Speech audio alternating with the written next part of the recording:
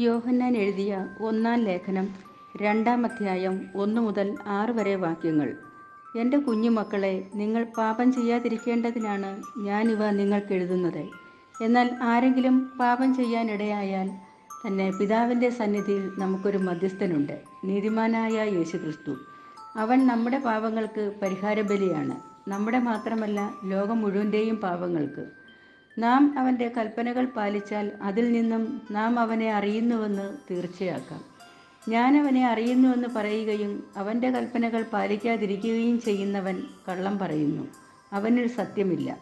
എന്നാൽ അവൻ്റെ വചനം പാലിക്കുന്നവനിൽ സത്യമായും ദൈവസ്നേഹം പൂർണ്ണത പ്രാപിച്ചിരിക്കുന്നു. നാം അവനിൽ വസിക്കുന്നെന്ന് ഇതിൽ നിന്നും നാം അറിയുന്നു. അവനിൽ വസിക്കുന്നെന്ന് പറയുന്നവൻ അവൻ തന്നെ നടന്ന അതേ വഴിയിലൂടെ നടക്കേണ്ടിയിരിക്കുന്നു. നമ്മുടെ കർത്താവായ മിശിഹായ്ക്ക് സ്തുതിയും. വിശുദ്ധ യോഹന്നാൻ എഴുതിയ സുവിശേഷം 17-ാം അധ്യായം 20 മുതൽ 26 വരെ വാക്യങ്ങൾ. അവർക്ക് വേണ്ടി മാത്രമല്ല, അവരുടെ വചനം മൂലം എന്നിൽ വിശ്വസിക്കുന്നവർക്ക് വേണ്ടി കൂടിയാണ് ഞാൻ പ്രാർത്ഥിക്കുന്നത്.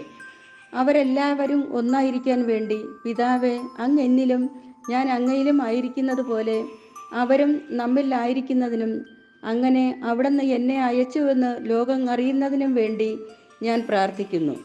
നാം ഒന്നായിരിക്കുന്നത് പോലെ അവരും ഒന്നായിരിക്കുന്നതിന് അങ്ങ് എനിക്ക് തന്ന മഹത്വം അവർക്ക് ഞാൻ നൽകിയിരിക്കുന്നു.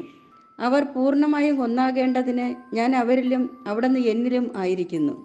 അങ്ങനെ അങ്ങ് എന്നെ അയച്ചുവെന്നും അങ്ങ് എന്നെ സ്നേഹിച്ചതുപോലെ തന്നെ അവരെയും സ്നേഹിച്ചുവെന്നും ലോകം അറിയട്ടെ.